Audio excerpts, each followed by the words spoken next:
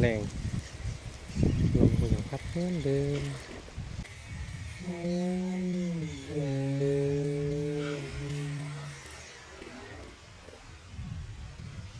อนเดิมโอ้โห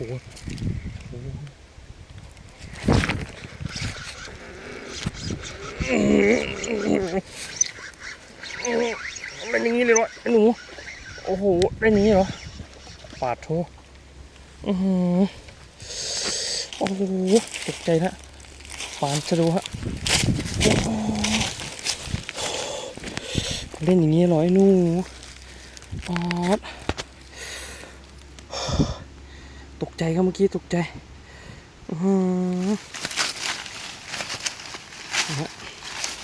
เอาสมองตกใจลงทีนี้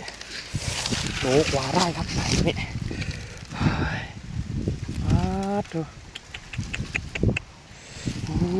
ยปุยตกใจครับเมื่อกี้นี้อ้วนตับเลยตัวนี้ก็นี่ฮะนะฮะกินเขียดสดครับตกใจครับปันชะโดเมื่อกี้นี้หมุนมาตามเลยฮะเมื่อกี้นี้นี่ฮะหมายตรงนี้ฮะเนี่ยโอ้ยมือสั่นเลยเขียดสดฮะ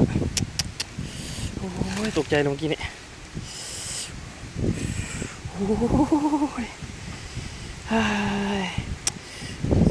ผ่านครับวันนี้ถึงแม้จะลมฮะก็บรรยากาศลมแต่ก็ยังจะได้ตัวอยู่ฮะโอเคฮะ